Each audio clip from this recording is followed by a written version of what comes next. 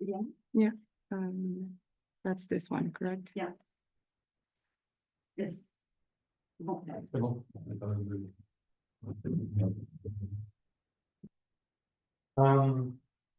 Also, liebe Joachim, ich mache eine große Freude, mit dir da zu sein. Well, it's very interesting because our French peasants decided this morning to block the frontier. It's a question, a really important question in Europe because of the common agriculture policy is for Germany and France a very important issue. But 1 month again, the frontier was blocked in Strasbourg also, not because of the COVID, it was 5 years ago, but because of Mr. Scholz discovered that he is losing his majority in his coalition, and he wanted his friends from the right side of his coalition to be more involved in his policy. That means he decided to create some trouble for us as citizens of Strasbourg. I have been controlled as an immigrant with my wonderful DMV. And even our prefect said it's this kind of measures is unoperating because they're only symbol. But the symbols are important when you are living in Strasbourg in Tel, and you know that the national policies enter the region, the city where you are living, and not for the best reason. That's the first thing. The second thing I must say, it's important for us in Strasbourg to have this concrete collaboration with Rector Beck since years and years. And this is stronger than the changing policies of Germany and of France. We decide to remain together, although if on both sides everybody calls us, it would be better to divorce. We remain together not only because of the children, but also because of our common commitment for the construction of Europe. And we are convinced that the German-French couple is very trigger for the progress or for the regression of the European policy.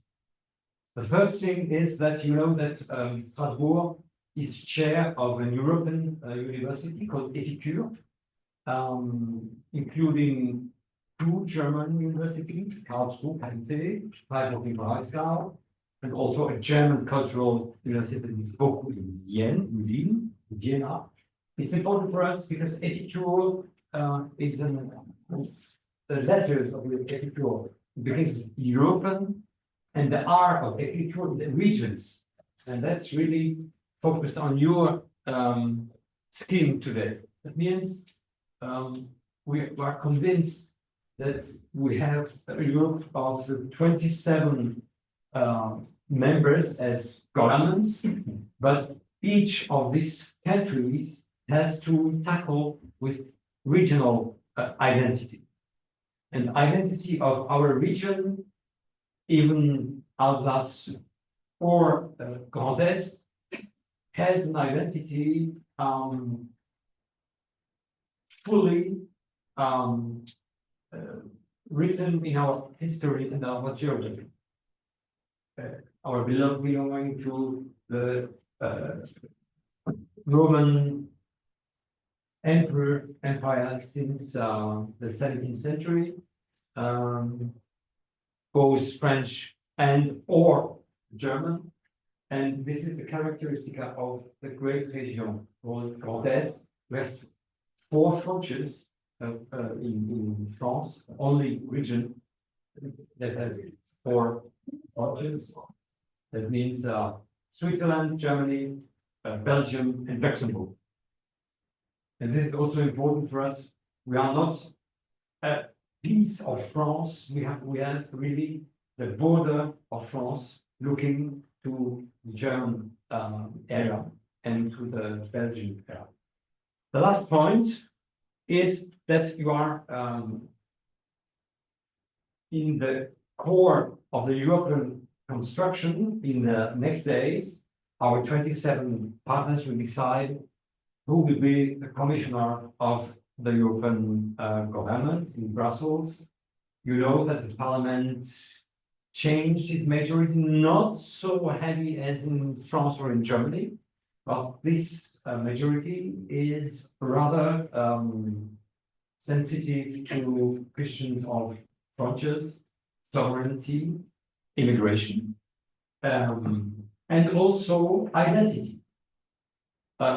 Will we accept to say that identity, the question of regions is taboo, or is it a real question of, I think, because it's your subject today, tomorrow, the question of regional Euroscepticism. I think one of the causes of this Euroscepticism roots in the kind of government of Europe. People and peoples are convinced that the European policies are made to a standard from Helsinki to Sevilla, from Brest to Potsdam. And people are sure that this standardization, globalization is against the cultures. Probably also is the languages. And this is, for me, one of the great challenges. Can we be European and also very careful to preserve our identities? Is preservation of identity conservative, Eurosceptical, or is it a trigger to make Europe more interesting, more attractive for young people? And that's, I think, your subject. And as a fellow citizen, it's probably a very interesting question, because I'm sure that we have to find a way to our citizens to make them understand that Europe is not against the regions, but it has to be the carrying of our region. We have a new minister. He's very known as a very conservative politician, and he said, "Do you know that you can be conservative and Euro fan?" That means I don't think that the political borders, no more go between left and right, but they go through the men or women who are convinced that Europe is remains a great challenge, and others who are saying that the world is changing, the United States, China, Russia, that means that Europe has to be stronger or to disappear. That's the question. And the sovereignty of Europe is it against the sovereignty of the regions? That's also a question. So I've not prepared any conference, but I'm very happy to be with you and to open this fourth Catholic talks. Oh no, 25th. Yeah, but on On the shares, it's And the shares- probably the fourth, yeah, yeah. fourth, yeah. Yeah, the fourth on the shares. Okay. Thank you.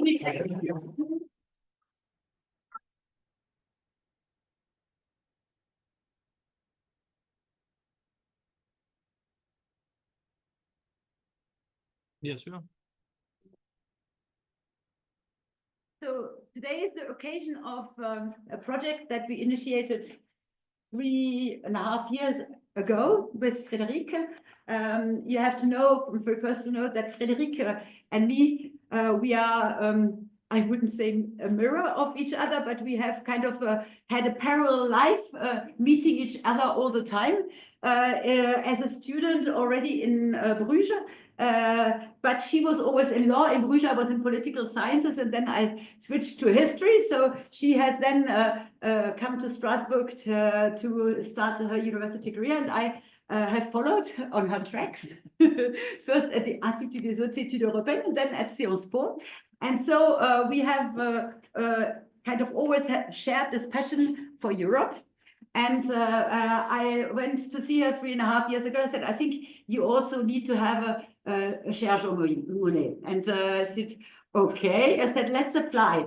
I said, okay. And I said, well, let's apply not in competition with each other, but in cooperation with each other. And let's present the idea of a mirror chaire on the European narrative on borders. One from the point of view of law, and one from the point of view of history. Now, this is a little bit a revolution in the European bubble, because normally at Jean Monnet, you're always in competition. You want to get a share and not the other one. And so we proposed a cooperation. I said, if both work, that's fine. If yours works, I'm happy for you. And if mine works, you're happy for me. And so in the end, we convinced with this idea of a mirror share, and we got the project. Both of us got a share.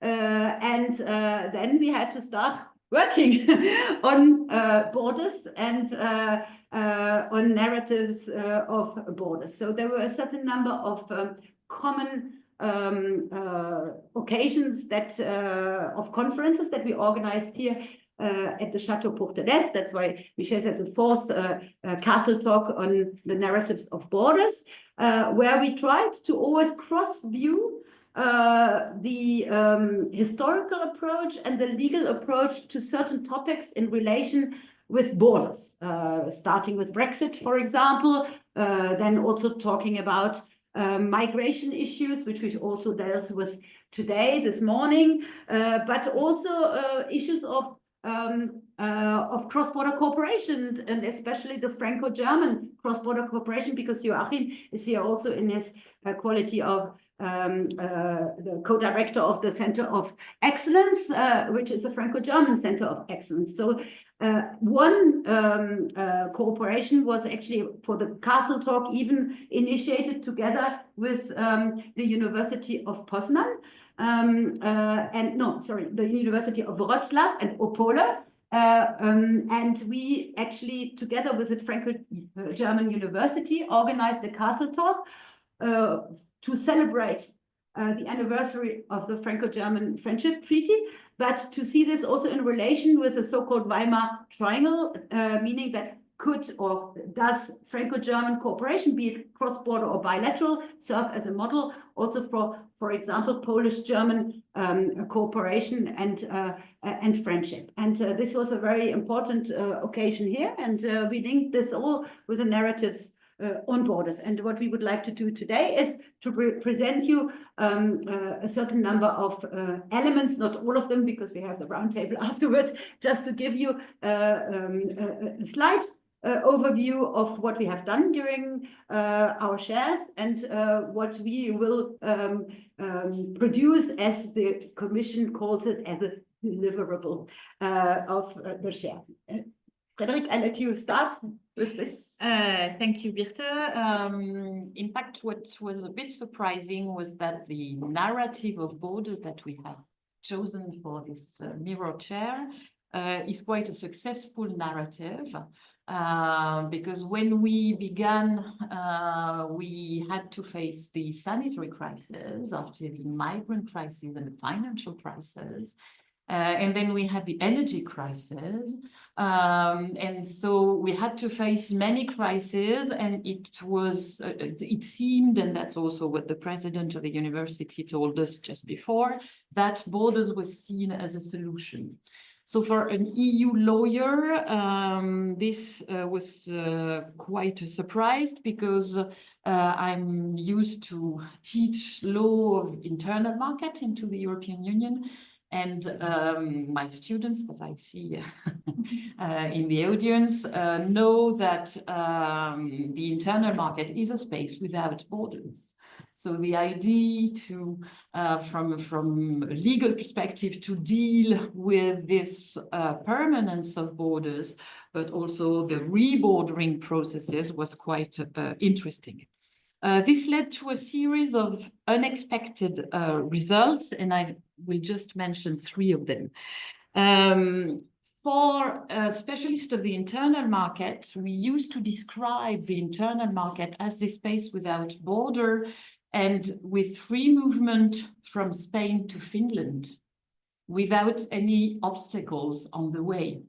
And when you look at the internal market from the point of view of borders, you see a new spatialization of this internal market, which is quite new from a legal perspective, and that we see the consequences, the legal consequences on the Schengen space, but also, for example, for electricity markets. So it was quite a change in the conception we usually have of the internal market.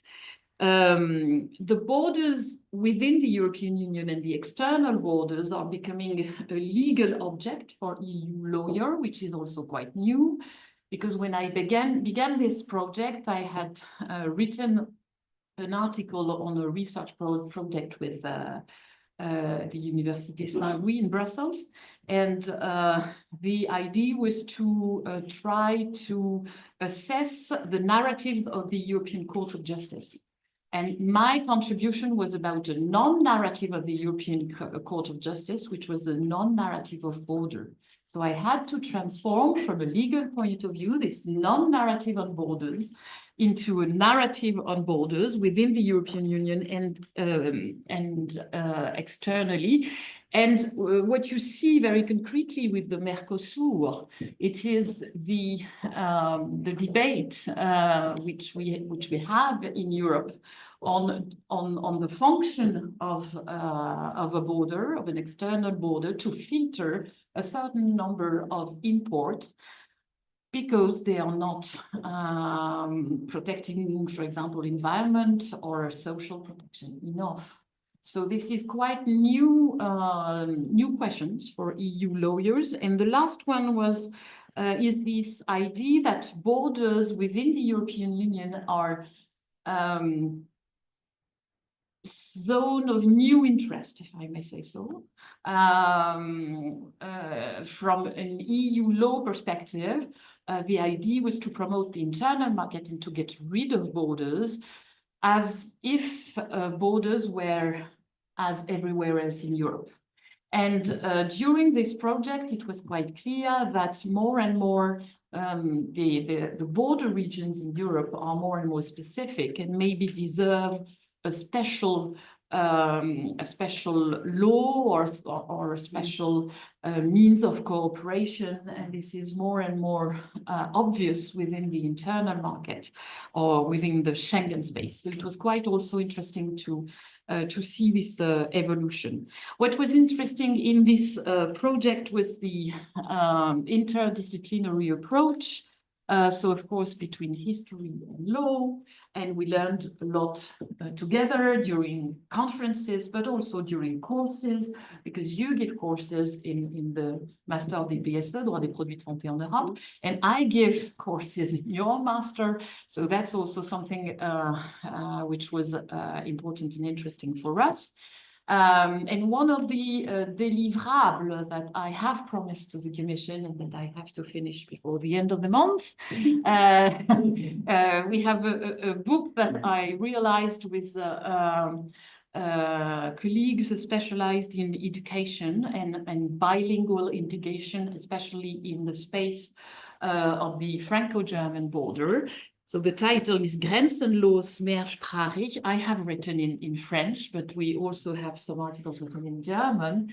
And it is an exploration of the linguistic, education and cultural dynamics on the Franco-German borders from the perspective of primary schools, so very little children, so to be able that they learn what is border and how they speak about border.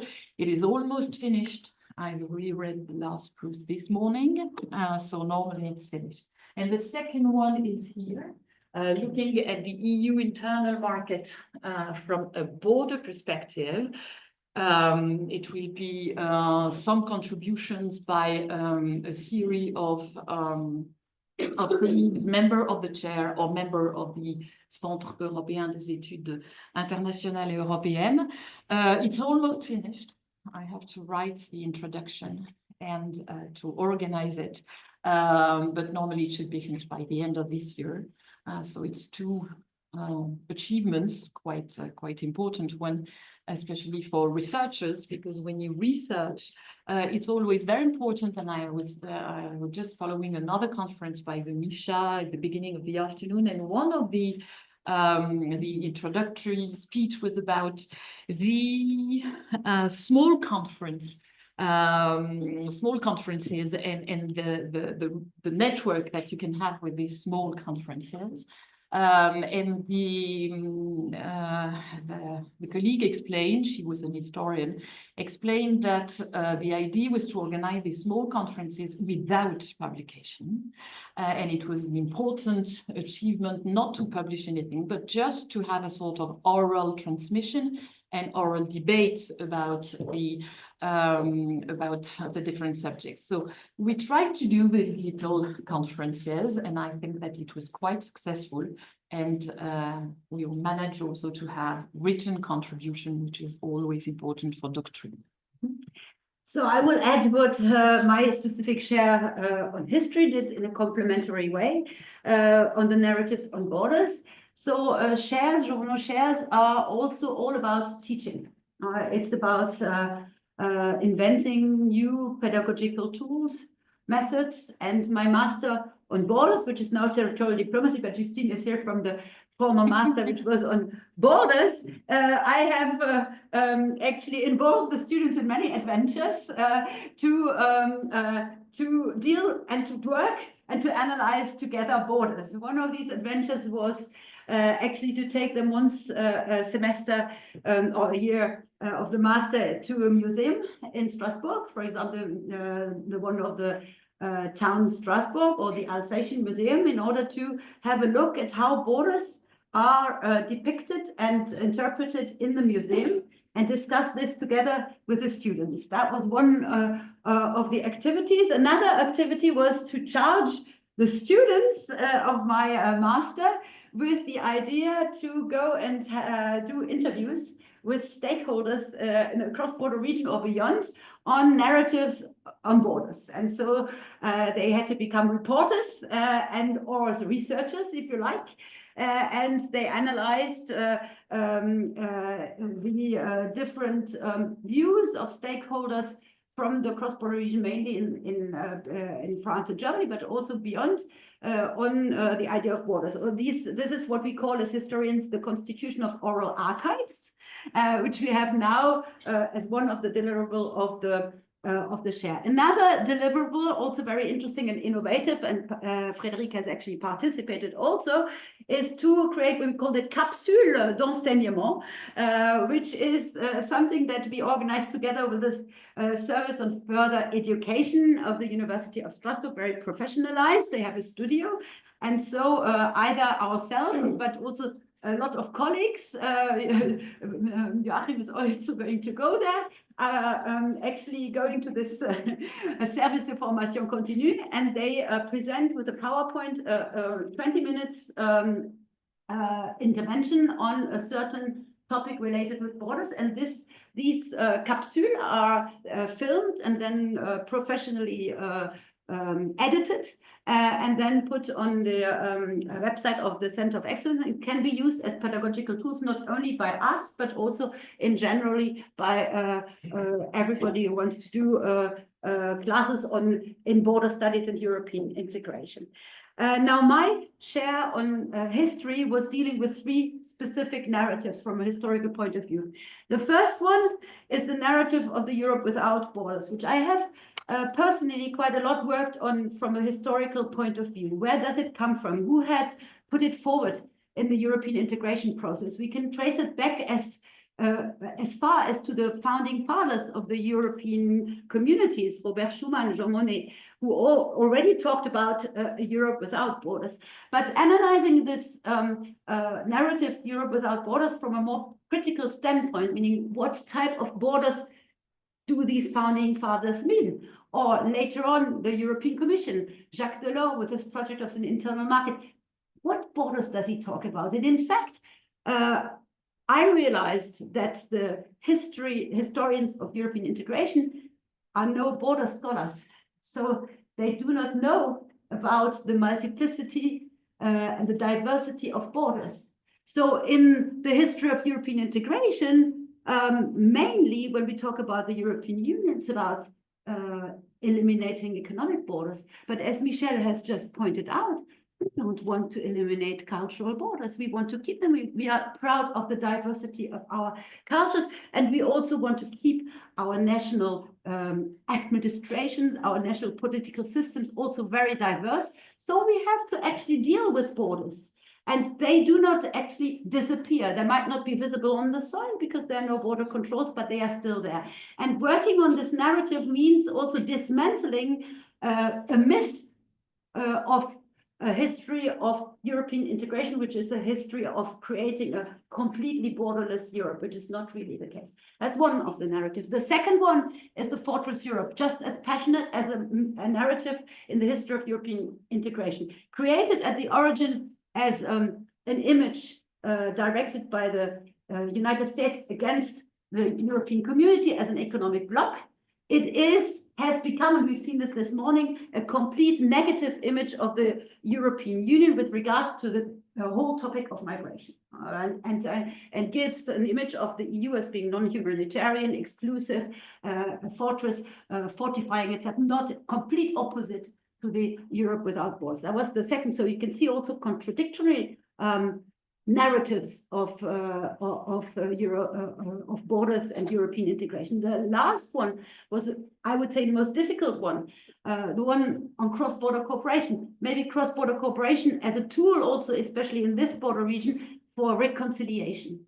And when we look at the history, we see not an easy tool, because history of reconciliation was not easy between France and Germany, but it was even more difficult here in the border region, because the scar of the border as a painful experience of war at the border is very important, very deep, and difficult to overcome. So when you look at the history, you will find that reconciliation in this border region takes a longer time as bilateral reconciliation. You just have to look at the friendship bridge between Strasbourg and Kiel, which was only opened in 2004.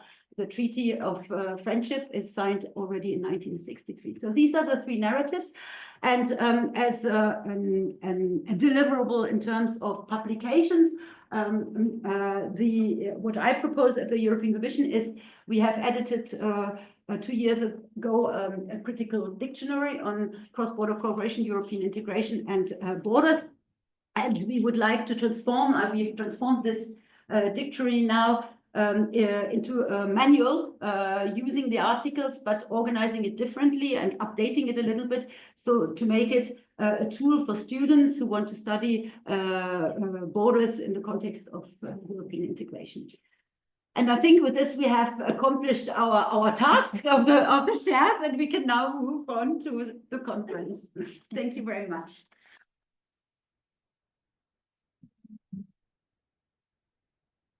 So I would invite the panelists to come up here.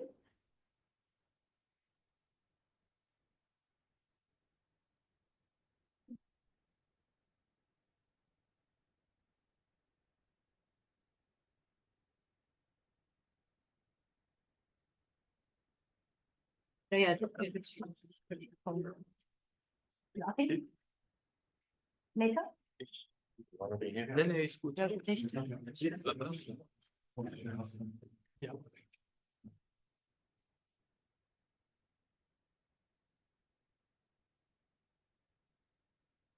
Oh, should I? Ja, wir bleiben links und rechts außen. Ja, oh gut. You say with me. Ich links außen, du rechts außen. Political changes.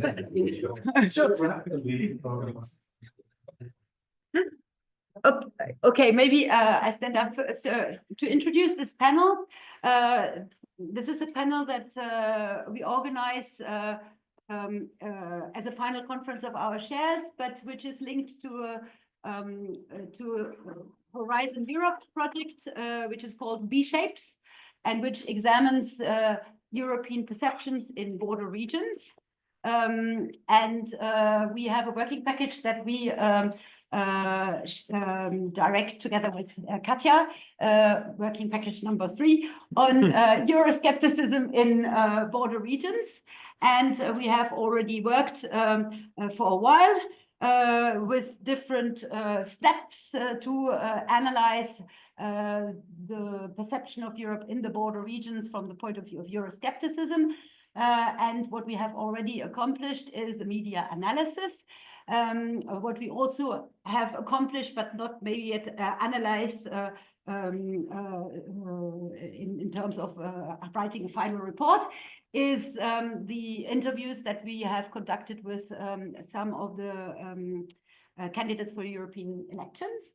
And the last step is the organization of focus groups with people from the civil society to talk to them about their perception on Europe. So what we would like to do today is have a discussion a little bit more on the media analysis, because we have already kind of finalized our comparative analysis on this.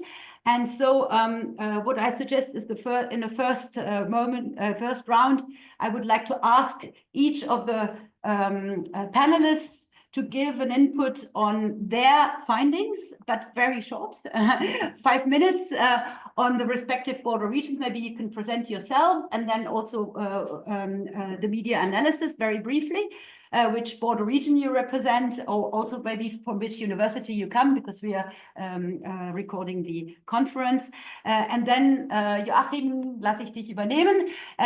We will engage on a discussion about the more general topic of Euroscepticism in border regions. Shall I start with Katja? Katja, do you want to start? And I let you introduce yourself and your border region and your results in 5 minutes. Maybe let me know when 3 minutes have elapsed, just so I'm aware.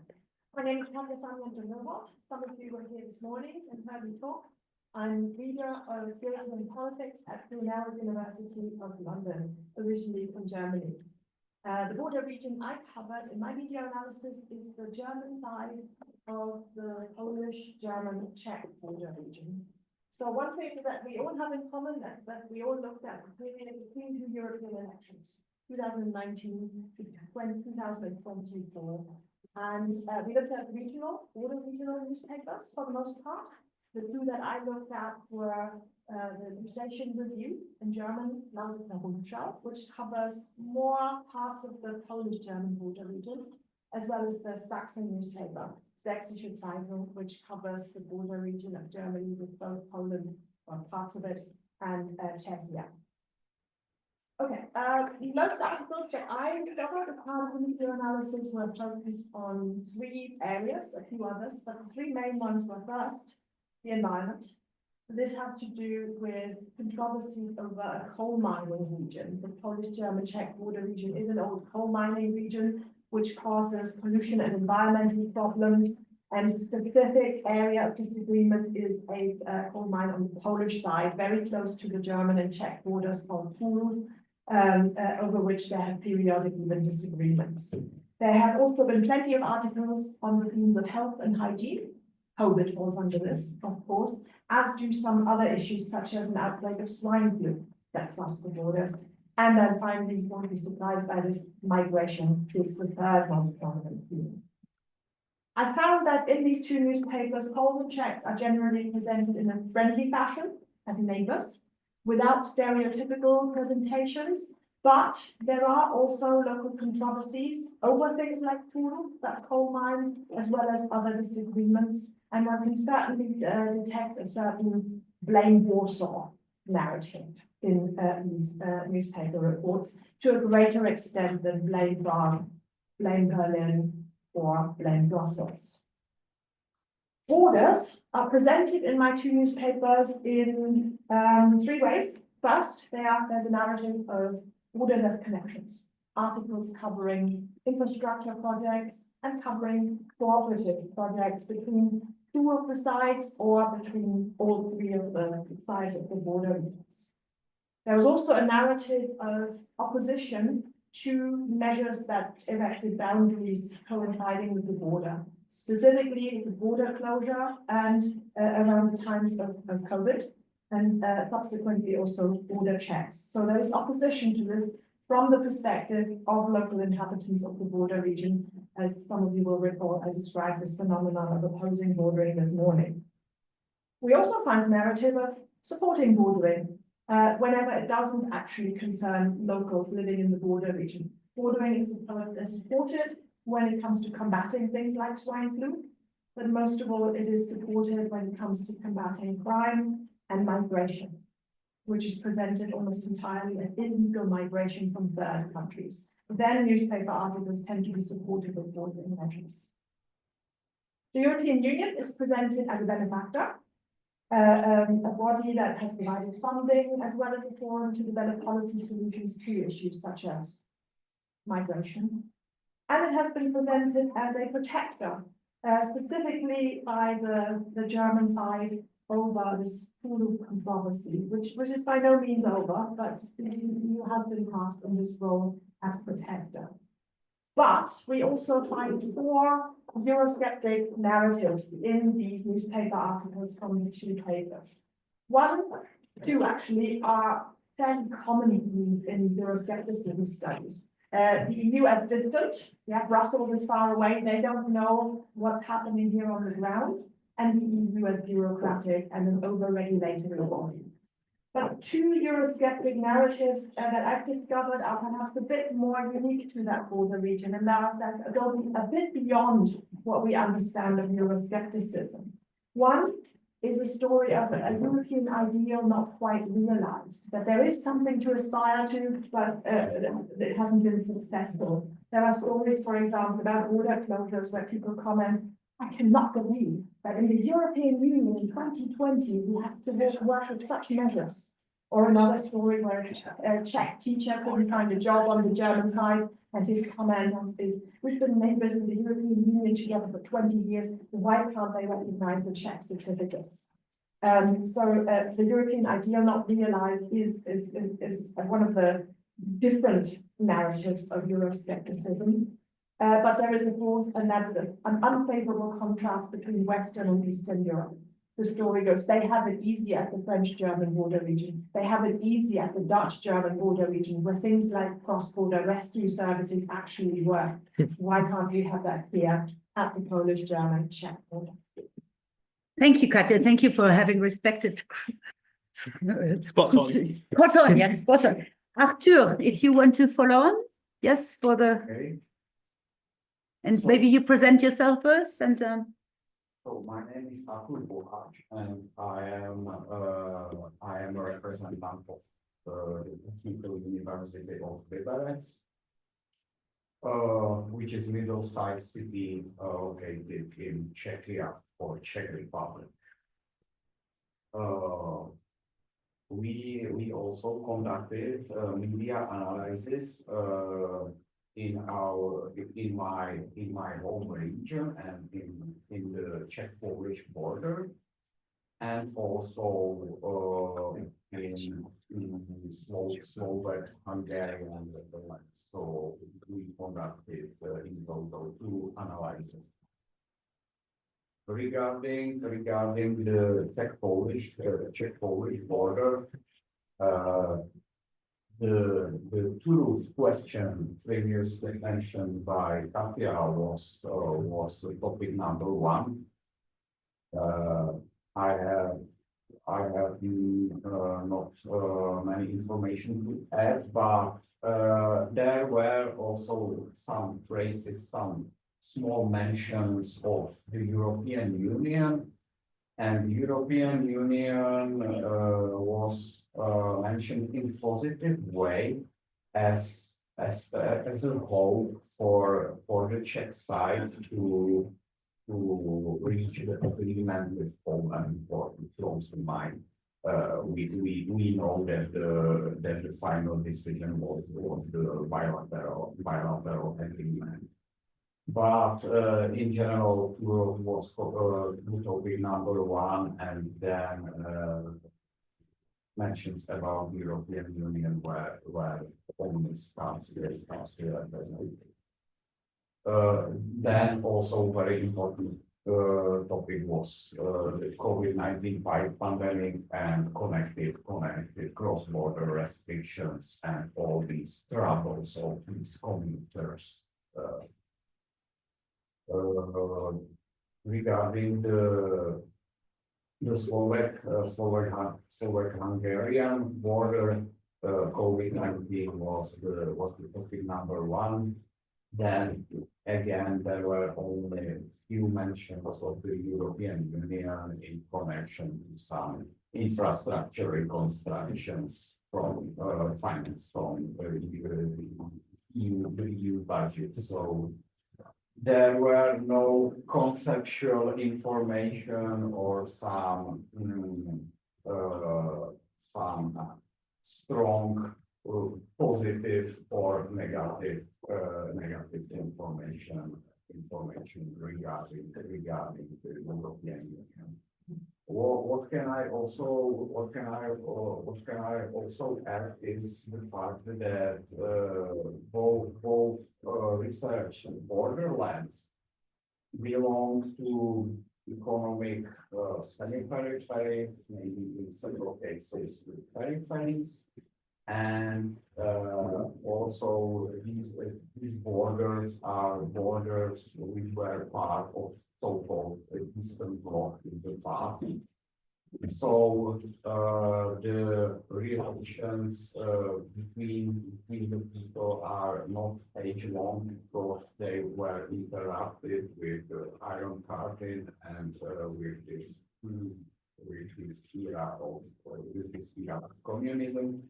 And still, in these borderlands, you see quite well functional cross-border integration. People go shopping, especially shopping. Also, we have some commuters. People are used to somehow benefit from the differences in economies and prices, etc. However, some ideational integration, also institutional integration functions quite well. There are established Euro-regions, but the biggest problem is ideational integration. So there are still barriers in thinking. There are still stereotypes, and people don't have idea of cross-border regions. They're still thinking in national, maybe mostly in a national way. And it was also confirmed by my focus group, which was attended by young people. Young people should recognize the stance of the European Union and European integration. But in my case, it was mostly about apathy towards the European Union or ignorance. Not much negative emotions, but also no. Thank you. Łukasz. Yeah. So my name is Łukasz Moll. I come from Poland, from University of Wrocław. My formative years were spent in philosophy of Europe. So I studied the idea of Europe. So as Birte said, that her journey started with Schumann and Monnet. My journey ended with Schumann and Monnet because I started with Herodotus and the ancient times. To prove that Europe from the very beginning as a concept did not have borders at all. Borders were confusing. For example, for Herodotus, he wrote that somebody had to be drunk to speak about the borders of Europe because it is not even a continent. But coming to our media analysis, we investigated two newspapers in borderland region between Czech Republic, Germany, and Poland. These two newspapers were very different in terms of their political leanings. The first one was Gazeta Lubuska. It was a journal acquired by petrol company Orlen, which is a giant company producing petrol connected to our national government during the government of Law and Justice, so right-wing populist. This newspaper was used as a as a newspaper circulating propaganda of the government, basically. And the second journal was Gazeta Wyborcza, which is like Le Monde or Figaro, something in between in Poland. So this is mainstream newspaper, historically related to Polish intelligentsia, liberal intelligentsia, the newspaper which started at the beginning of Polish transition from socialism to the so-called democracy. And the topics that were covered in both of these newspapers were Turów, coal mining dispute, already mentioned by my colleagues from Czechia and Germany. COVID closures, of course, the catastrophe on Odra River, which is the border river between these three countries. There was a huge catastrophe, tons of dead fish were found in the river. And of course, it was a conflict. Who is responsible for that? Is Poland an anti-ecological country? Who should be involved in solving the catastrophe? Berlin, Brussels, Warsaw. Another topic was border closure by Germans. So we have the introductions of border checks right now in the border between Poland and Germany. Also the migration crisis in Belarus, so the fortification of eastern borders because of the hybrid war, these provocations by Lukashenko's regime. Start of the war in Ukraine and coming of refugees from Ukraine to Poland. And the last issue was relation with the European Union, the risk of Polexit, all these tensions between Polish government and Brussels. So what narratives I identified? In Gazeta Lubuska, these right-wing newspapers, 5 of them are most interesting. The first one is that European Union is despotic, colonial and imperial. So it is using its powers to impose some solutions, some changes on Poland. For example, in the case of Turów. The second one is that conservatives try to defend normal Europe against deviant Europe. So normal Europe is the Europe of ordinary people, of everyday life, and deviant Europe is the project of the elites, liberal and left-wing elites, so promoting LGBT, promoting ecology, Green New Deal, things like this. The third narrative was that Europe is ruled by Germans. So Brussels is another term for Berlin. The narrative that is already identified in 19th century in France. So we have a lot in common here. The fourth narrative is that Polish opposition, liberals on the left, are the Trojan horses of Brussels and Berlin. So national traitors, basically. And the last one is that we defend Europe against the East, against the barbary. So coming back of this medieval antemurale Christianities narrative that we once again defend Europe against the barbarians. And coming to Gazeta Wyborcza, the first narrative is that there exists something like cosmopolitan idea of Europe and we should fight for it. The second one was about Europeanness as a part of Polishness. So we defend Polish culture as part of European culture. So there is no opposition between Poland and Europe. The third narrative is about the need to fight Polexit. So mobilization under anti-Polexit banner. The fourth narrative was about the need to be humanitarian. So humanitarian reasons and security reasons, how to deal with them, how to find a solution between these two extremes. The fifth narrative was about Europe as global superpower. So we need to build Europe, which is a global superpower to compete with Americans or Chinese. And the last narrative was a call to European solidarity in times of COVID, in times of migration crisis, generally in times of different crises. Thank you. Thank you, Lukasz. Peter. Yeah. Okay, so given the small size of Slovakia and Hungary, you might be surprised to hear that these countries actually share one of the longest internal Schengen EU borders. And so it's normally fully open when circumstances are ideal. It is a specific region in the sense that the Slovakian side does host an ethnic Hungarian community of about 430,000 people, according to the latest census.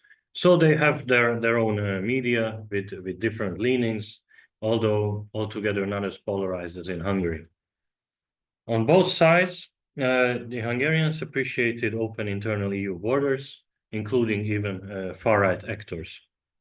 Whether this also pertains to the ethnic Slovaks is something some of my colleagues could confirm, but I would think that this is generally the case. So people of all sorts use the border as a resource for not just shopping, but also cross-border working and even dwelling.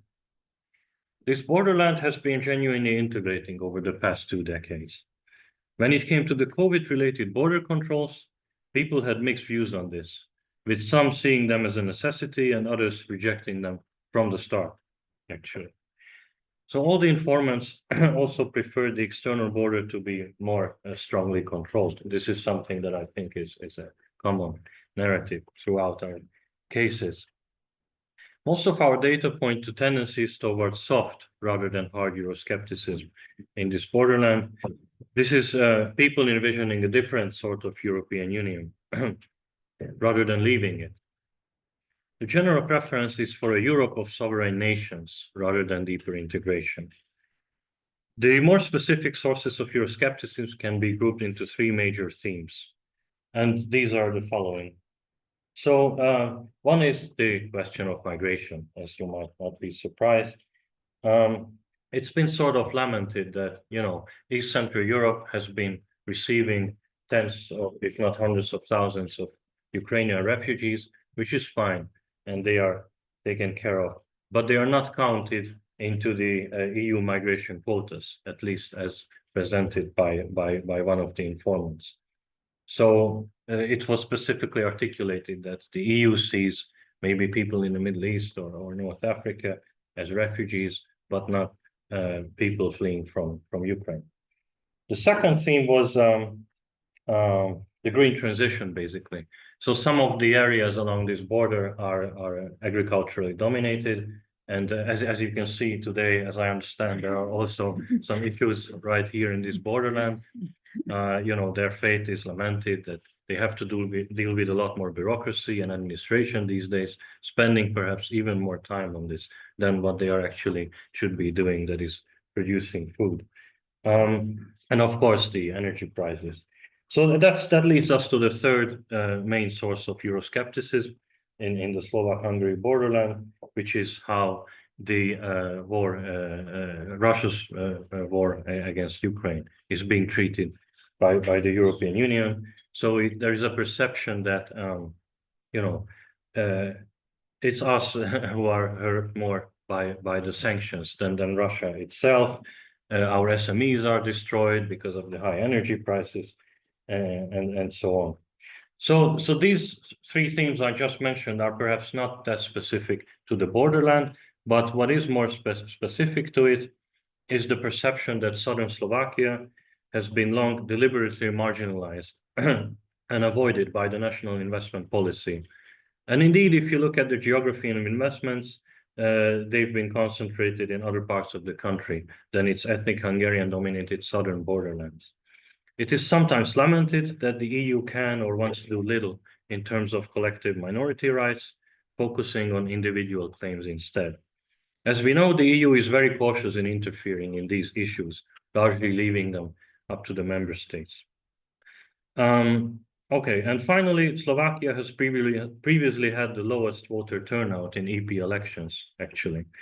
But this has recently changed because, as it was also articulated, more and more citizens now understand that the EU is actually engaged in more and more fields. So they are taking the European issues and institutions more seriously, leading to higher voter turnouts recently, also in these countries. Thank you. Thank you, Peter. Thomas? Yes, my name is Thomas Nilsson. I'm a historian from this rather small University of Halmstad on the west coast, south of Gothenburg in Sweden. So we me and my colleagues in Halmstad, we are responsible for the Danish Swedish border, the Öresund region. And we did a survey of altogether, I think it was 5 newspapers, 3 Danish and 2 Swedish. And what came out of this analysis, I think it's the first one is that the process of bordering and changing conceptions of what constitutes a border is an accentuated and ongoing process in Denmark and southern Sweden, leading to 2 things. The first one was making the border more visible as an obstacle. That's the first thing. And when that happened, you could see 2 different perceptions of that. First, voices that challenged this development, and at the same time, voices that highlighted that or blamed rather national governments rather than local and regional actors. That means that those who are putting up those or changes to the borders that we've known for many years, they are not local actors. They are that people in Stockholm or Copenhagen. But in this case, Copenhagen is rather a regional actor because it's right on the border, of course. And this is something that we've heard about before, like the local wisdom contra the faraway ignorance at the national level. Yes, and the second thing is that this development or this what I said is only partially aligned with what happened with other European borders and the European integration process as a whole. We thought of it. I can dwell on this a bit more later, but the border between Denmark and Sweden is a bit different actually than what we've heard so far. Europe was seen as the rule maker through which bordering was possible, and also because of that, it was also possible to dispute or challenge the legality of this bordering controls, etc. I mean, it's not us here at the border who's deciding on this, it's other forces, the Europeans or the national, the capital cities. And 3, in Öresund region, only seldom does rules of European origin appear, indicating an overall Euro distance rather than an Eurosceptic perception of Europe. And I think this is quite important, actually. We talk sometimes about a depoliticized Euro absence, very similar to Euro indifference. It's not that we are Eurosceptical, but we really don't care so much about Europe, actually. Europe is not in the center. It's always been the Scandinavian level that has been more important. I'll come to that when we talk about history. The Nordic arena first. Okay. From a historic perspective, Denmark and Sweden has always been close, either as enemies or good neighbors. Nordic and the Scandinavian context, you see, let's say from the post-war period, from 1954, there was this passport union that allows everyone in Scandinavia or the Nordic countries, Finland was involved later, to travel crossing borders without passports. There's a labor mobility because we have this as a common labor market for a long time. And this, how do you say, perceptions of unity across the borders accentuated or accelerated actually after the bridge between Copenhagen and Malmö was constructed in 2000. So that is sort of the excellent, how do you say, neighboring But the difficult part then, it's that we have local rivalry and policy differences between Denmark and Sweden. For instance, if you look historically, Denmark decided not to go for atomic power, and Sweden constructed an atomic plant 3 kilometers from Copenhagen on the Swedish border. That's a problem. Drugs in Christiania is also a problem because we have a very strict drug policy in Sweden. That's not that strict in Denmark. Immigration, COVID, etc. So there are also things that doesn't go together with this good neighbor stuff that I said before. If you look at the papers then, border controls, even though they were seen as evil things, actually, they were, let's say, legitimized by 3 things. First, migration, and that is after 2015. There's also crime and security. I mean, in Sweden, there's a huge debate about the gang crimes, gang warfare. On the Danish side, there's motorcycle gangs and other gangs coming to Sweden, and also, of course, health through the COVID pandemic. So Europe, then, it's as I said before, it's not a big deal in the Öresund region. The political, when it comes to Europe, it's only there when it's when the newspapers report about the European elections. Then suddenly the political dimension is there.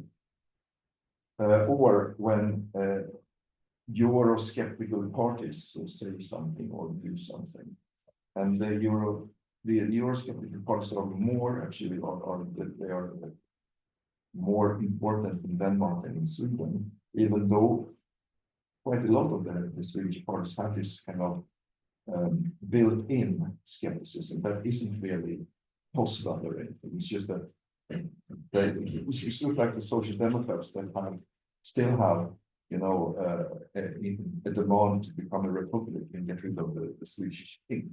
It's just an empty thing. And I see this Eurosceptical or critique of the EU also as more or less only rhetoric, more than action. Last point. Yeah, okay, so that's it for me. So I'm sure I will hear questions about what's different. Okay. Thank you, Thomas. Pierrick, yeah. So it's my turn, and I'm representing the local branch because so I've been doing my research with Beate together about this very border region, which is to say on the German side, Baden, especially, not the whole Baden-Württemberg, because that's a bit too big, but Baden, and then Saarland, and then on the other side, on this side of the border, Moselle and Alsace. And well, most of my colleagues didn't, apart from you, Lukas, didn't mention the name of the newspapers, but since we're in a local ground, I will do so. We had Les Dernières Nouvelles d'Alsace, which provided with huge amount of data. Le Républicain Lorrain, the Saarbrücker Zeitung, which in a way is one of the most established local press that we've been looking at in our border region, and the Oberbadische, which is a very small newspaper, very local. And I think it's fair to say that we've been using our border region, the French-German border region here and around here, as some kind of Paringen of benchmark with the rest of the consortium. Because every time that the consortium found something on Euroscepticism, we found the opposite thing. Because every time they show some adversity towards the EU, some Euro distance, some Euro skepticism, some narratives of faraway Brussels and so on, we found friendship, not even reconciliation as we put forward during the introduction, because reconciliation, that was long ago already, according to the local press, but rather friendship.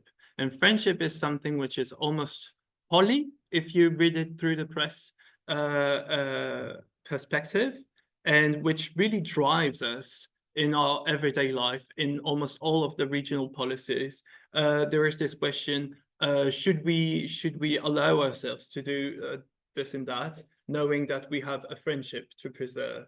And it was, of course, very striking during the COVID crisis and during the sanitary crisis, because yeah, we could feel that. Well, obviously, at some point the border was shut, but you had this, especially at the reopening of the border, you had a lot of reading in between the lines in the newspaper articles.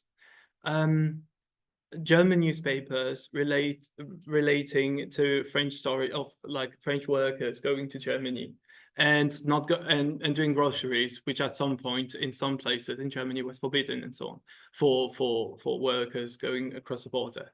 And you always had this very you had this sense of feeling towards the other. Well, it could have happened to anyone.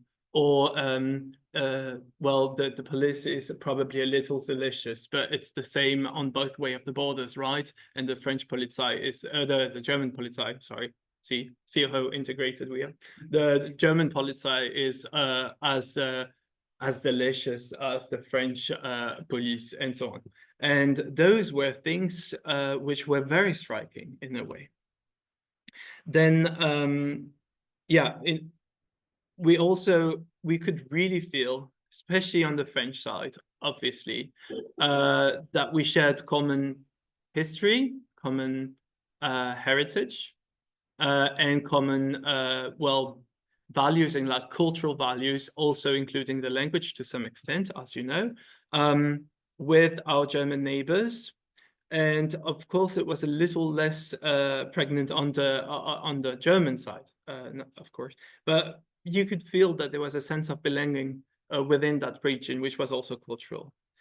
And if we are to conclude,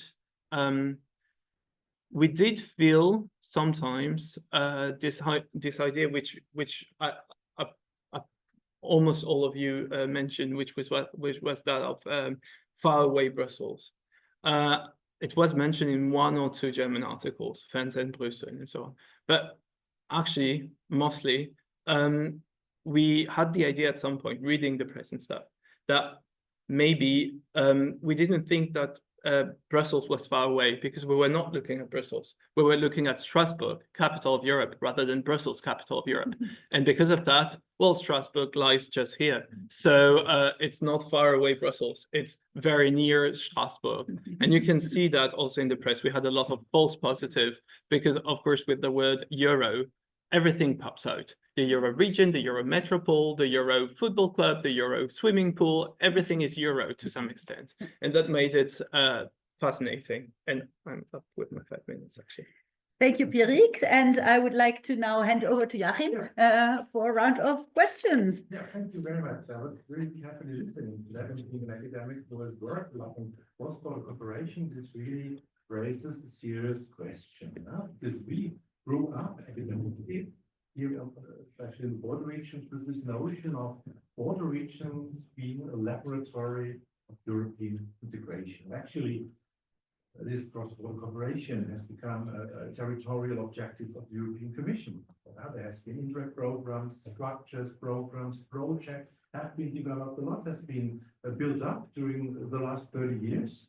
But in parallel, the question may be raised, did also the citizens of the border regions open up in the same question, in the same dynamic? So it's just a question of interaction between specialists, professionalists of cross-border cooperation. How about the population? Well, we have an increased socioeconomic dynamics. Consumers, commuters, where I mentioned leisure time goes over the border. This is a very interesting point. But then with the COVID period, we saw with the closure of the border in many border territories, reactions that went really fast in the history. There were tensions in Kiel, for instance. There were tensions against French citizens living in Kiel, and the mayor had to intervene and he calmed the situation. Now, we know that Unfortunately, when it comes to EU elections, unfortunately, border regions are not necessarily territories with a massive pro-European vote. So why is there a territorial Euroscepticism? And this is quite interesting. Listening to your presentations, I noted the negative and the positive points. And the good messages, there were more positive than negative points when it comes to the reflection about Europe. I noted 8 negative points about Europe: distance, bureaucratic, EU, etc. And 10 positive points like Europe as whole, value, money, etc. The question is now for me, that would be a first question, are we talking about Euroscepticism or neighbor skepticism? How would be your interpretation? Maybe you could have a little statement from you. Is it really about Europe, where we are skeptical all about that neighbor system, the neighbor, that on the one hand is a friend, but on the other hand, when it comes to a difficult situation, quickly becomes too strange that we actually do not know. In case of my country, Czechia, it is a combination of both. We are a nation with specific national character, which was described in the Novembre. It was written by Jaroslav Hašek, and it is a very famous novel. I recommend you to read it to understand our values and attitudes. And we simply like our comfort in our country, which is surrounded by mountains and hills. And we do not travel much, and we are not so interested about the situation behind these mountains and hills. The hobbits of Europe. Yeah. The hobbits. The way you describe it. Sounds like a draw, just in This comparison to hobbits, you are not the first here. Of course, there are some exceptions for some high skilled professionals of people from academia, etc. But then there is, as I have mentioned, only this functional, very pragmatic cross-border contacts regarding shopping or employment, etc. There is only, for example, on the Czech-Polish border, there is only one region which has an exception. It is a region of Czechia Silesia. It is specific region where large Polish minority, Orthodox Polish minority lives, and here this minority serves as a bridge. And in this part of the borderland, there are also traces of some ideational cross-border integration and also idea of cross-border region in the heads of local inhabitants. I want to say something that's maybe more general and important. So identity is always formed in vis-a-vis others, right? And we all know that Germany unified when there was the common enemy of France. Fortunately, a long time ago now, but yeah. But what happened in East Central Europe in recent years is that the relations between neighbors has actually improved quite a lot. And now the common, I don't want to say enemy, but the big other, their friend, yeah, the stranger is outside Europe. And this is a very sad development in many ways, but what it also meant is that within Europe, people feel maybe more identical. I mean, along different ideological lines, but there is more proximity, perhaps. Broader notion of us and that. Exactly. Is that shared by the other territories? I'm going to answer your question quite simply. It is Euroscepticism, not neighbor skepticism. And I say this on the basis of interviews and focus group I did last week where the story was, we love being close to our Polish and Czech neighbours. We cross the border all the time. It's great that we live where we do. We love the common currency of the euro, even though Poland and Czechia don't have it. We love roaming, mobile phone stuff. We love borderless passport-free travel. And then in virtually the same sentence that we don't like the EU, even though some of these benefits are actually quite closely related to the EU. So it is Euroscepticism, definitely not neighbours. Yes, so in my analysis, I try to differentiate between EU scepticism and Euroscepticism, also because people who are regarded by mainstream media as Eurosceptics, they do not identify themselves as Eurosceptics, rather as Euro-realists. So they are, for example, about the need of strengthening Polish interests inside the EU, but they do not support Polexit, for example. They want to be in. And they try to criticize European Union in the name of Europe, but they have their own conception of Europe. And of course, you can laugh here that, people who are right-wing, Eurosceptic, they have their own conception of Europe. But in fact, this conception of Europe is very old. It is classical. We can find it in Niccolo Machiavelli. You can find it in France, in Madame de Staël, or in Benjamin Constant, that this is Europe of nations, Europe of differences, Europe of particularities against any kind of imperial Europe, against any kind of capital city. So we want to defend nation states, national cultures, cultural particularity against Habsburgs, Bourbons, Hitler, Napoleon, Lenin, all risks of establishing capital city, some kind of universal monarchy in Europe. And this is the conception that they use. Very often they use it consciously. So sometimes there is an interview with right-wing professor that my conception of Europe is very old, almost classical, but it is forgotten. So they are doing it really consciously. I would say that being anti-EU in border regions, and not only in border regions, is not about ethnic nationalism. So it is not about, we do not like our neighbors. It is more and more about political construction of Europe. It is more and more about despotic tendencies in terms of the regime, treaties.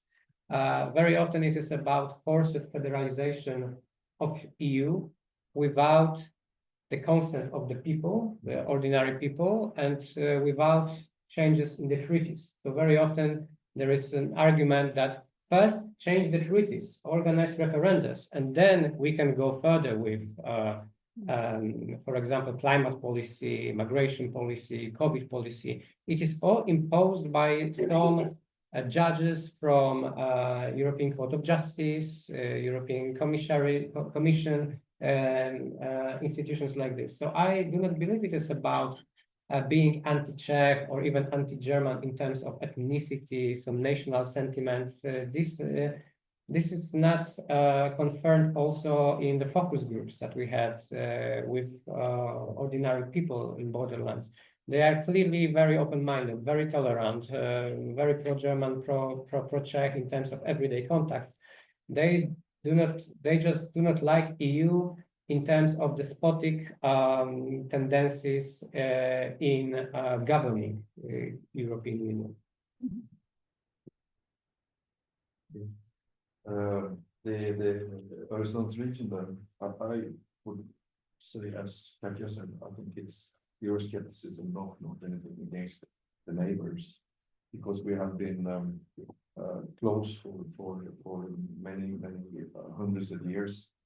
For instance, from the year 1397, it's the beginning of the Kalmar Union, which meant that all the three Scandinavian countries became one under one ruler, and it stayed there for 150 years.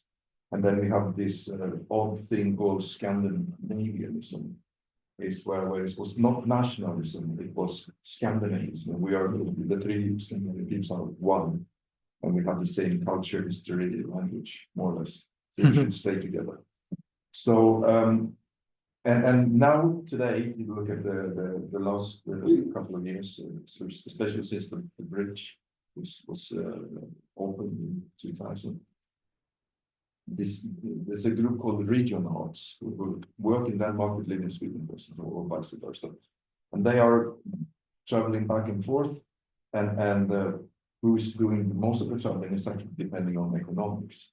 Nowadays, when the Swedish krona is so low in comparison to the Danish krona, so Danish come to Sweden to do shopping. 20 years ago, it was quite the opposite. Swedes went to Denmark to shop for cheap things.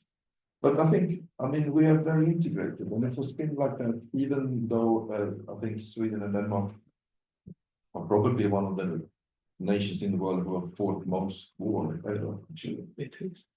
A lot of wars all the time. But even though during those conflict-filled years, there were constant interaction or cross-bordering activities, marriages, homes, and even when there was war, you know, the local communities on both sides of the border, they had local truces to say we don't fight each other because it's not good for business. Mhm. So even though we sort of have a rivalry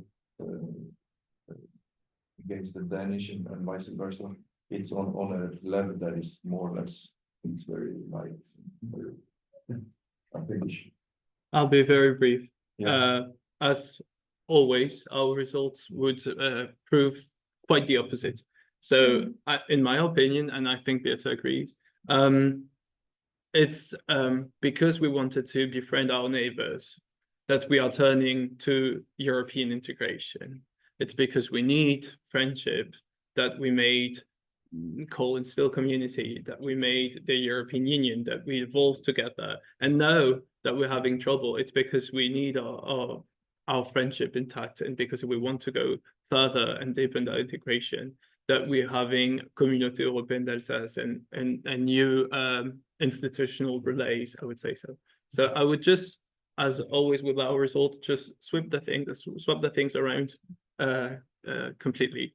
I'm very happy with this conclusion. Also, you confirm the hypothesis that border regions are the laboratory of European integration, because people maybe are more sensitive about what's not functioning, because they see the potentialities that they could develop in border regions, and still they see that there are quite a lot of obstacles and a lot of things are not going very well in Europe. Now, if we stay with this idea of laboratory, I'm not realistic with that.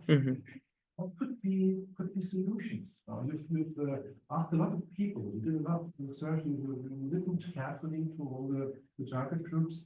Did they articulate any expectations on what could be an approach where border regions could contribute, or people, Latin people in the border regions, institutions, to raise the awareness and to make turn that in the positive sense?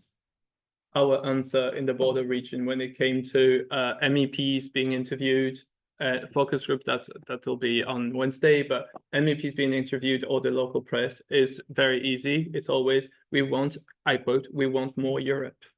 Even the very right wing, not Front National, because we didn't manage to contact them, but Zemmour party, which is even more right wing probably, to some extent said we want more Europe, because we know, not for the same reasons always, but they know how important it is for everyday life. And it was like this quote, we want more Europe. So that is maybe, what do they understand as more Europe? Less roaming that we already have, more cooperation, child custody across border, pension funds across border, you name it, really, all those very material technical things. Confirming, I started in my career the Infobest here, which is a citizen information agency for cross-border commuters. So we draw 30 years ago the first activity report where we structured all the questions that people were raising. Just the other day, I got the report of the same institution from the team working now with it. They also did a report, and it's still the same question. 20 years later, so we could formulate actually that Europe has not succeeded in solving the day-to-day problems of the citizens in the border region. To some extent. Is that an expectation, or is it more, as somebody mentioned, more the nation states that are questioned? Is it really Europe, or is it more the nation states? Can I just say two things? On roaming, there was a survey not very long ago asking whether people knew that this abolishment of roaming fees was thanks to the European Union. Can you guess how many people answered positively? How many people knew that this was thanks to EU regulation? 2%. Okay. Yeah. And then one more thing shortly, you mentioned Interreg, which maybe not everyone knows. It's the EU's main program for local cross-border cooperations, and it's a tiny share of the EU's budget. It's only been within cohesion policy. It's only 1/3 of it. It's been already curbed. It's only 10 billion euros, and now that it's in danger to have even less of it. So I mean, many people understand that there are other priorities now, like security and so on. But still, I mean, it would be. I just have to say on all horror that it would be amazing if the EU abandoned the Interreg, or if it curbs it even further. It's very difficult. It's together with Erasmus, it's maybe one of the relatively few very tangible outcomes of European integration, which people also know and really appreciate anonymously. Yeah, maybe I would say that each time when I discuss my work as an academic, my work on Europe, this project, my other projects, there is this question: what are the solutions to Euroscepticism? And I always refuse to answer it, because posing the question in this way, it is treating Euroscepticism kind of disease, and people who are Eurosceptic as a little danger for democracy, dangerous people, maybe you should avoid them. And I always said that Euroscepticism is as old as the idea of Europe, and it will be always, as long as Europe exists, we will have Euroscepticism. We have to accept the fact. This is objective phenomenon. It will be there. So for me, the condition of democracy, of a good democracy, is a system in which we can talk to Eurosceptics, understand their concerns, very often refuse, of course, their solutions, but it should be debated openly. And I see both in newspapers narratives and in interviews and in focus groups that people who are against the EU as a whole, or against some EU policies, they feel that they are unwelcomed in democratic debates, that their concerns are something that should be hidden.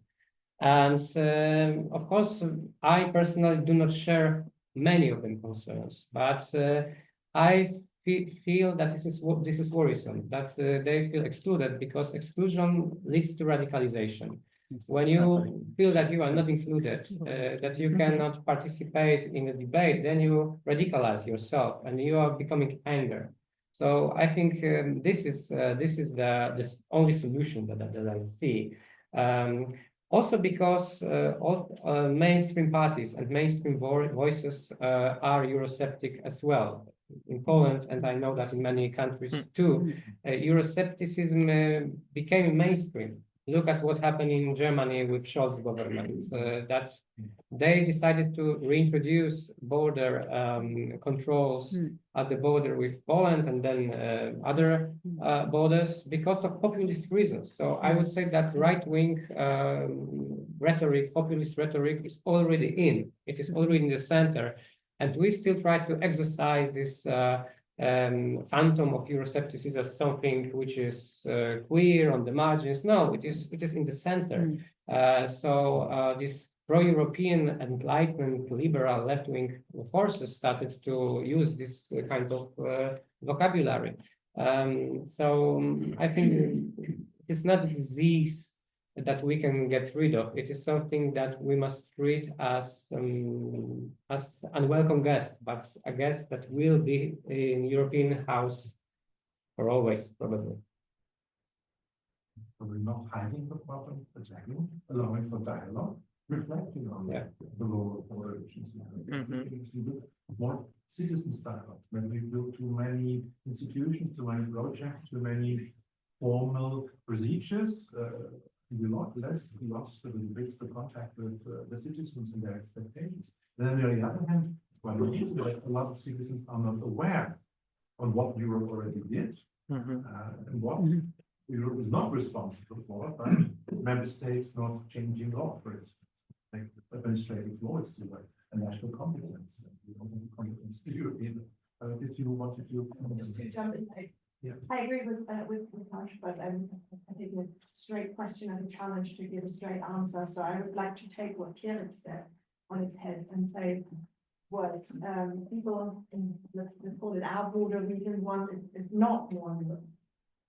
It's possibly not even better Europe, but it goes against a sort of suspicion of high levels of governance. So possibly more freedom and competence, but also more effort on the part of local politicians and decision makers to solve genuinely local problems. There are also national dimensions of problems, for example, coordination of health services or firefighters, etc. In the study border in Czechia and Poland, when there is a fire 100 meters behind borders in Poland and Czech firefighters station is 150 meters from the fire. It should firstly contact the Czech regional firefighters center. They should contact the Polish regional firefighters center, and then there will be a permission to conduct something fire. So, sometimes it is quite absurd. And another thing which is not positive, I think. I observed the establishment of a social group which is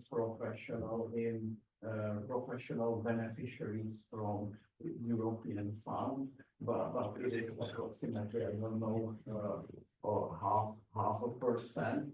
And then there are these ordinary people who are out of this process because they don't have this know-how and the preparation for it is difficult exercise. Well, then you don't care, but I was living here. I had a neighbor, an old lady, she was never in Strasbourg. And then I moved to Strasbourg, and the same old lady, different old lady. And I asked her to why should you go to Strasbourg? And I asked the lady, Papa, do you go to Kiev? She said, why should I? I have everything what I need in Strasbourg, I have everything what I need in Kiev. So it's actually probably also a question of awareness. I mean, if you look at the cross-border phenomena, they hardly go beyond 5%. There are 5% of the commuters of the overall workforce in the Upper Rhine, for instance, that goes over the border. How many students are going over the border using that EUCOR system? How many tourists, consumers are more developed? Yes, so maybe it's just a problem also of the magnitude. We don't have enough cross-border activity. Joachim, shall we open up also the? Oh, sorry. The last question. Like an interpretation from your experience on I have a thesis, Alain Lamassoure, who was a former member of parliament, once said, he said, all the problems are in a gray zone from a political point of view. For the local actors, they are too big, and for the member states and Europe, they are too small. How would you interpret this from the point of view of the research that you carried out? And how would you handle this gray zone? I can probably relate to that. We had interviews with a member of the European Parliament, and one of the questions that we asked was, do you share some of your campaign material with your brother or sister party across the Rhine? do you do some meetings and stuff? One very important finding, I think, on the French scene was that the Macron party, for instance, considered CDU being the brother party, which probably means a lot. But apart from that, there is the idea that ever since the constituency changed in France from being regional to being national, that kind of cooperation just stopped all of a sudden. And that maybe also contributes, if it's not a result of that gray zone, maybe it also contributes also to making it even grayer. Personally, I believe that in Poland and probably in many European countries, border issues are at the very center of the politics. So I think that the national politics is organized, focused on borders. Border crisis with Belarus, refugees coming from Ukraine, this Turów dispute with Czechia with the involvement of EU and Germans, ecological catastrophe on Odra River. These are all border issues that were in the headlines of national press. And a couple of years ago, my favorite French philosopher, Etienne Balibar, wrote that borders are not anymore the separate things of the politics, borders are in the center of the politics. And this was the quote that really inspired me. And I believe that it is true. It is materialized in contemporary Europe. On the other hand, I can agree with you that with this quote, that the problems of local populations, of borderlanders, are neglected because borderlands are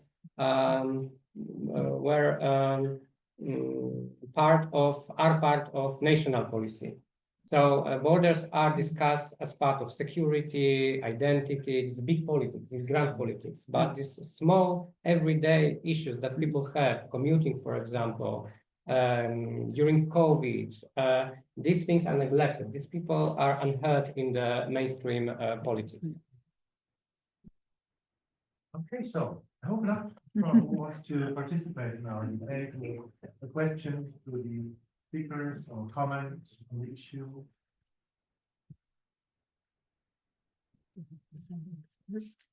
Not everybody at the same time. Maybe one comment on the roaming, and does anyone know that it comes from Europe, this kind of legislation? I think that nobody knows in France, basically.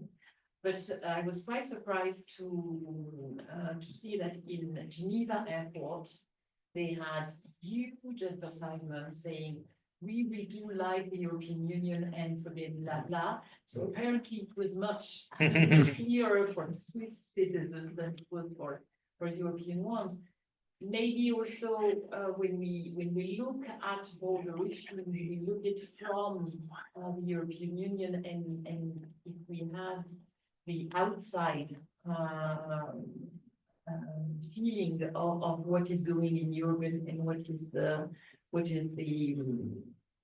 level of Euroscepticism or all this kind of things, it's quite different. So I was quite surprised to see it in Switzerland, which is not the most important pro-European country in Europe.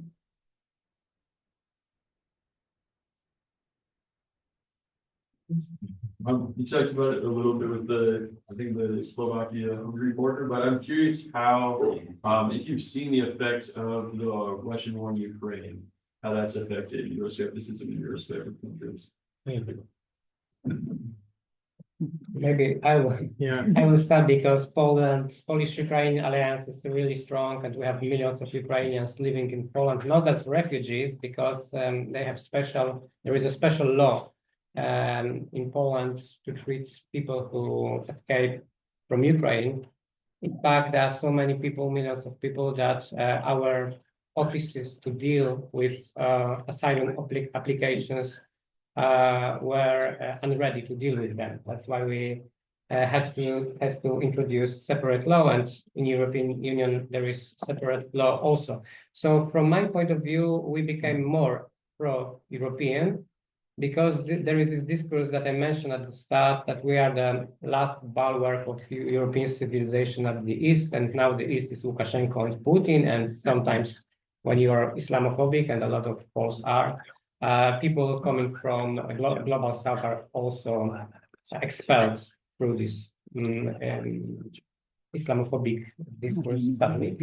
So we became more pro-European. At the same time, for example, very critical on German government and the lack of support for military, Ukrainian military, or the phone to Putin 2 years ago. So sometimes we use Europe as a notion to criticize our partners on the West, that we are more European than you. We are pro-European solidarity, and you are a traitor because you call Putin without consulting Zelensky, Kiev, without consulting us as an allies, and this is disrespectful. This is totally unacceptable. But at the same time, our pro-Europeanness has clear limits or borders.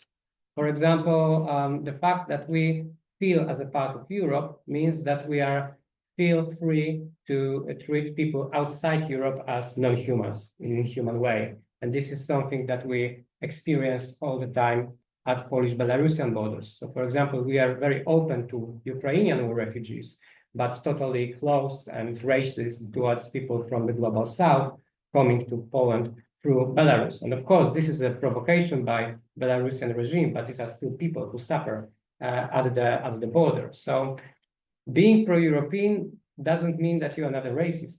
Very often you are, because you have a normative conception of who is European and who is not. So you can treat some people in inhuman way because they are not Europeans. They are not part of our family.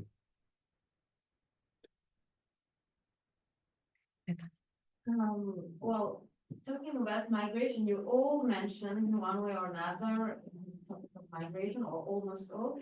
I would like to know if in your research, if you had information about the influence of the tradition of the country you were studying, being a country rather of immigration or rather of emigration. Did it have anything to do with the way the people at the border are seeing migration?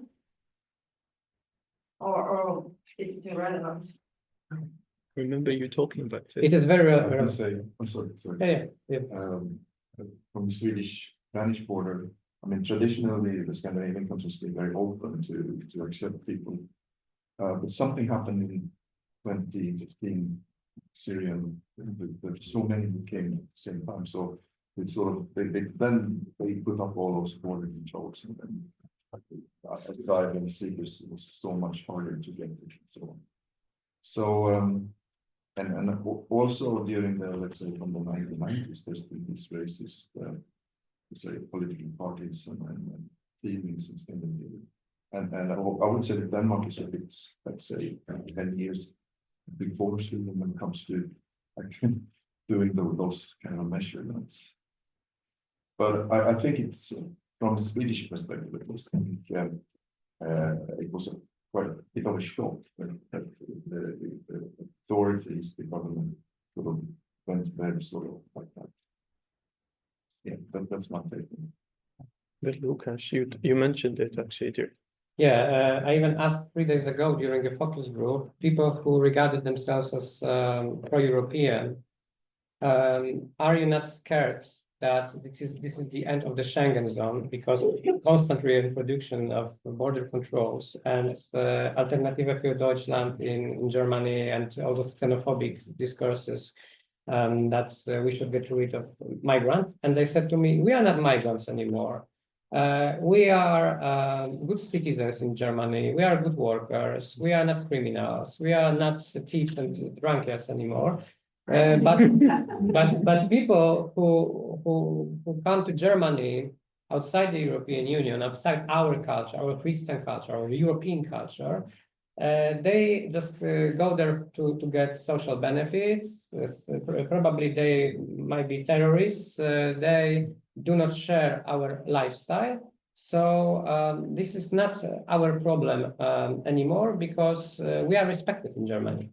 So they were completely unaware of the risk that maybe in the future this discourse will block their access to Germany. And I asked them about this risk. So maybe in 5-10 years, the same discourse will be used against Poles once again, because many ordinary people in Germany, especially in former Eastern Germany, still have this anti-German sentiment. And in this this point, they agree that you are right. There is something in such scenario. This scenario is quite possible because, yeah, a lot of Germans still treat us in a racist way. They still have many stereotypes about us. But as you can see, the fact that you are a migrant yourself, that you close the border, that you commute to Germany sometimes every day for work at school, doesn't mean that you support people from Syria or African countries to get the access to Germany. I want to challenge that a bit. Now, nothing's ever inevitable, and at the moment there is a particular disparity along the Polish-German border and the Polish-Czech border, which means that Germany is desperately in need of workers and qualified workers to cross the border and either settle in Germany to work there or to commute. That could change. Things, everything always changes. But I hypothesize that the change that has taken place in German attitudes, specifically those close to the eastern border, has been monotonic, so to say. In other words, starting out really quite skeptically.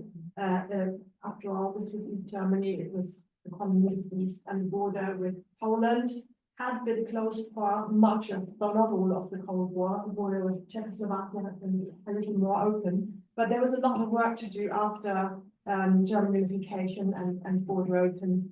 But that work, it's been going on for a while, and it has happened. And I would say almost that the Polish-German border region, certainly the German side, is a few decades behind the Franco-German playbook.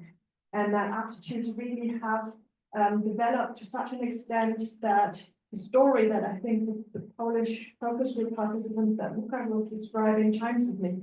That is exactly what I heard in my focus group. Yeah, the Poles and Czechs, they're part of the region. They're our neighbors. They're welcome here. The region would lose something if they were to move back.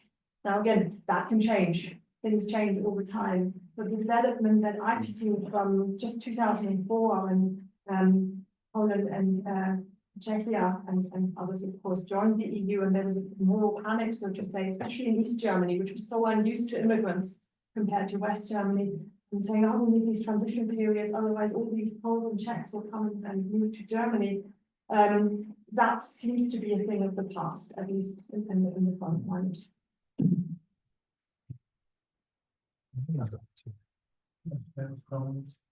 Experiences. Thank you very much for your presentation.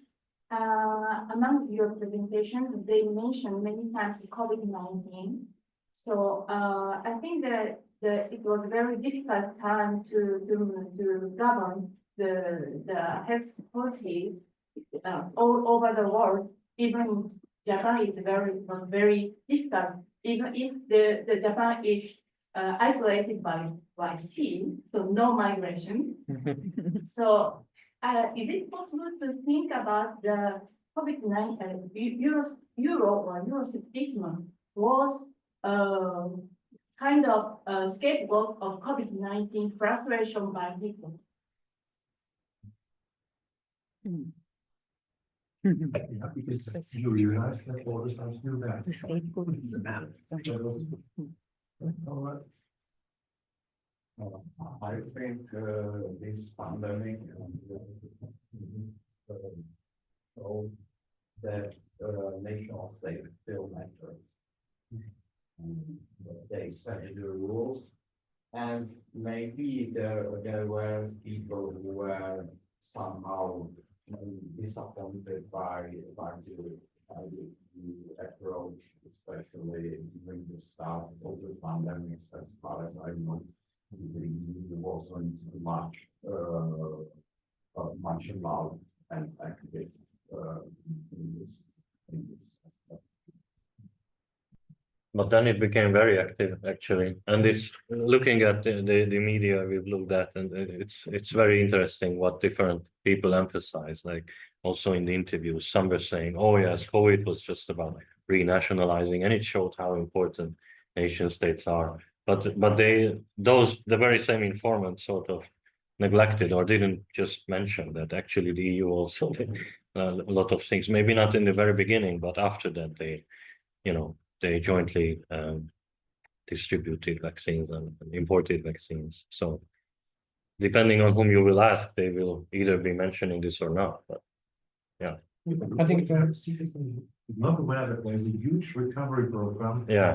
Around Europe. I mean, it's amazing what they are doing. Yeah, a I lot think of that Eurosceptics in Poland are very much aware of what is going on because it is clearly a different experience in the East and in the West. For example, during my whole schooling, I had constantly subjects, classes devoted to European Union.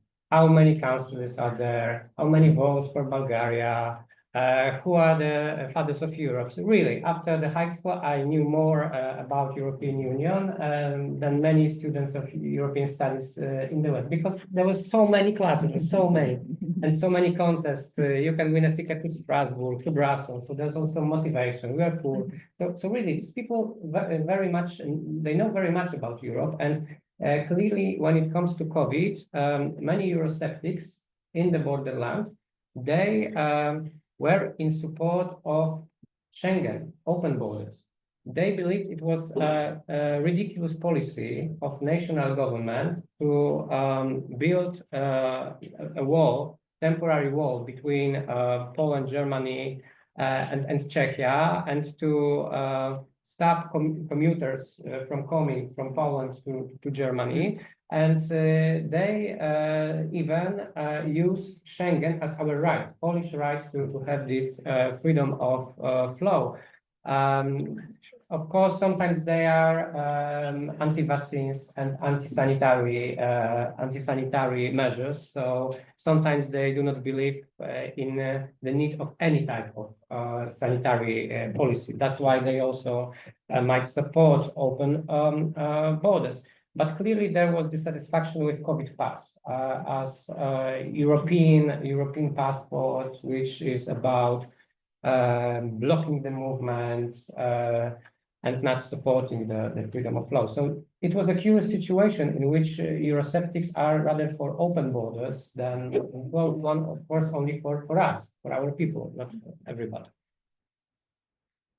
Okay, thank you. But, yeah, I think we had a very interesting debate. Maybe as a final note, I think when we talk about Euroscepticism, and we have done this before we started our work in B-Shapes, you and I think Lukas was the one who put the emphasis on the fact that we need to really be careful about the definitions of what is a Eurosceptic. What does it mean? There's not only soft and hard. What type of opposition to Europe exists? And I would like to put an emphasis on another element, which as a historian for me is very important. I have already said it before, but I say it here, is that we have a research project which is very contemporary. For a historian is not really possible because it's in fact not taking into account the long-term development and what you said, the opposition to Europe, which comes with the whole integration process. And so we've only have a screenshot of what happens in the border regions today in the context, which we would have to put into perspective with regard to what happened before, and maybe which can change also, as Katja said, with what will happen in the future. So I would like to invite all the students to take the research results also as this screenshot. Okay, thank you very much. Thank you for the students. Panelists. So now we have the nice part of the castle talks. We invite you for an aperitif in the Salon Rouge of the Château over there. So we have to just move back into the main hall of the Château.